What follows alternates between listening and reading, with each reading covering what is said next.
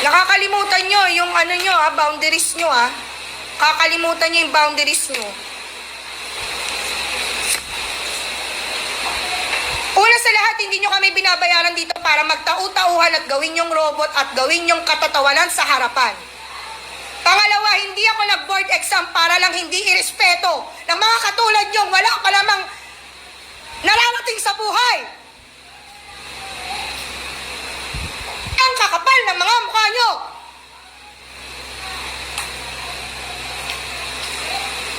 Hindi nyo nga kaya buhayin yung mga sarili nyo? Hindi kayo marunong rumispeto?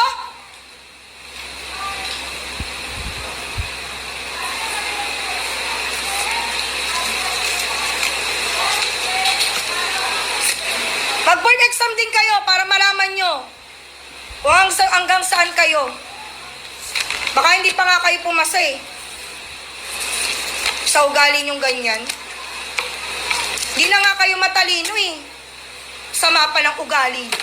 Wala kayong mararating.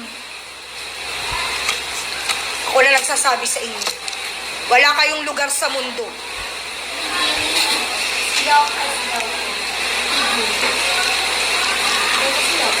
Bumaba ka na doon. Tatawa ka pa. Ingrato. Galing squatter.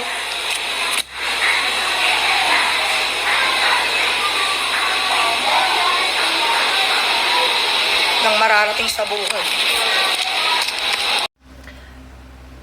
Hi guys! Malamang sa malamang marami na sa inyo nakapanood nito. Okay? Because so far, as of this very minute, nasa more than 7 million ng views yun, yung video na yun. No? Doon sa pinagkuhanan ko ng video. So, here's my take on this one. Maraming mali doon. Okay? Hindi lang yung teacher, hindi lang tayo, hindi lang din ang mga estudyante. Number one, nakita natin agad na mali si teacher. Agree naman ako na mali siya. May naging mali siya doon. Or may mga mali siya ron. Number one, yung pag-atake niya sa mga estudyante niya, ang dating para sa ating lahat ay pambubuli. Pero sa akin, ang naging dating sa akin is talaga namang, alam mo yun, sumabog na siya. Hindi natin alam kung anong mga pagtatrato ang ginagawa sa kanya ng mga estudyante niya. 'Di ba? Dito pa lang dapat napapaisip na tayo Dapat ang mga pag-uugali ngayon ng mga estudyante, nagiging accountable dyan ng mga magulang. In what way? Dapat napapatawag ang mga magulang, nape-penalize sila sa mga pag-uugali ng mga anak nila. Aminin man natin sa hindi guys, marami pong mga kabataan ngayon na talaga namang basura na ang ugali. Okay? Kung i-compare natin sa mga kabataan noon, sa mga kabataan ngayon, ibang-iba na po. No? May mga bata talagang napalaki pa rin naman ng maayos dahil may higpit ang mga magulang o natuturuan at nagagabayan ng maayos. At meron din namang mga bata ay talaga namang maniwala kayo sa hindi. Nagugulat nga ako at the age of 5, 6, 7, nakakarinig na ako ng bata nagmumura ng PI. Diba? Yes, dapat natin protektahan ang mga kabataan dahil sila po ay mga vulnerable. Diba? Hindi kaya po natin mga adult, hindi tayo vulnerable. Pero we also deserve respect.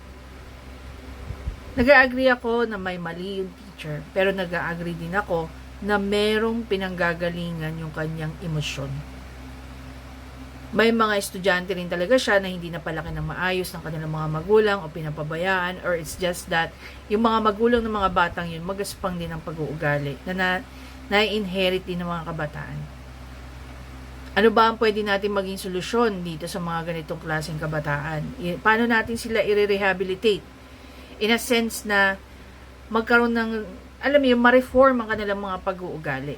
Siyempre, hindi naman lahat ng eskwelahan, lalo na sa public. I don't know if nag-i-exist sa kanila ang guidance counselor. Hopefully meron. Pasensya na po kayo kasi hindi naman din po ako nag-aral po ako sa privado mula elementary hanggang ako yung nag-high school.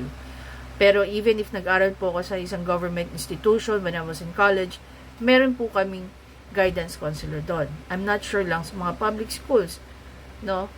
During elementary and high school. Now, dapat yung mga magulang, no? Siguro sana naging ginawa ng teacher, sana, no? Pero as we can see, no, bugso ng emosyon ang binigay niya doon sa mga bata. Siguro napikon na rin, naubos na rin ng pasensya. Pero marami rin magsasabi sa inyo, dapat bilang teacher, mahaba pasensya niya. Tao lang po yun. Kung tayo nga, pag nagdadrive sa kalsada, hindi natin kilala no?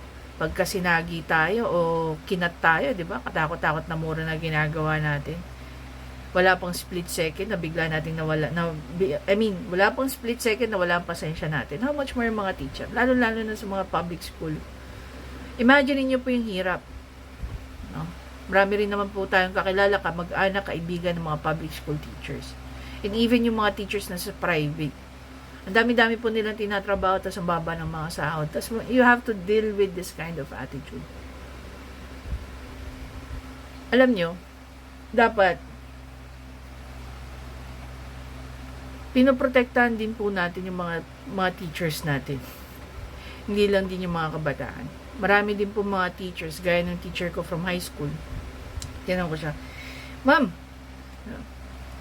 yun, kilalang terror yun, yung teacher na yun. Ma'am, sabi namin sa kanya, Ma'am, kamusta na? Kamusta po mga estudyante ngayon? Alam mo, first time in history. Siya ang yumuyo ko sa mga estudyante niya. Diba? Siya ang yumuyo ko sa mga estudyante niya. Kasi ayaw niya mareklamo, ayaw niya ng ano. Gustuin man daw nila na i-reform yung mga pag-ugali ng mga estudyante niya. We're talking about high school students. Baka ang ending, no, mawalan pa sila ng trabaho. Ang ending, mapatulfo sila. Diba? Sobrang kaya ng, alam mo yun, yung mangyari sa kanila. So, pinapabayaan na lang nila yung mga estudyante nila. Kung basurang ugali niyan, walang kinalakihan, pinababayaan na lang nila. Kaysa sila mawalan ng trabaho. Pero dito sa teacher na to, oo, mali yung sinabi niya. Nag-agree ako dyan. Pero come to think of it, kahit siguro hindi ka teacher tingnan mo yung mga kabataan ngayon dito. Hindi ko nila lahat, pero marami sa mga kabataan ang talaga namang pawala ang kinalakihan. Kung dati mas marami ang bigas sa bato, ngayon mas marami ang bato sa bigas. When you look at the youth of today, ibang-iba na ngayon. Naiintindihan ko po doon sa mga tao na grabe yung panghuhusgan nyo sa teacher. Pero ilagay nyo yung sarili nyo doon sa teacher. Kung kayo nakakaranas ng pambabastos at pangano sa kanya ng mga estudyante niya, ano rin ang gagawin ninyo? I'm very, very sure, sasabog din kayo. Baka hindi lang kayo sumabog. You might be doing something twice as worse, no? Just sa ginawa ng teacher. Maganda ipatawag yung mga estudyante, patawag yung mga magulang, no, mag-apologize yung teacher, mag-apologize din yung mga estudyante niya. 'Di ba? Siguro yun yung best way na pwede nating i-reconcile, madisiplina na maayos itong mga magulang na to.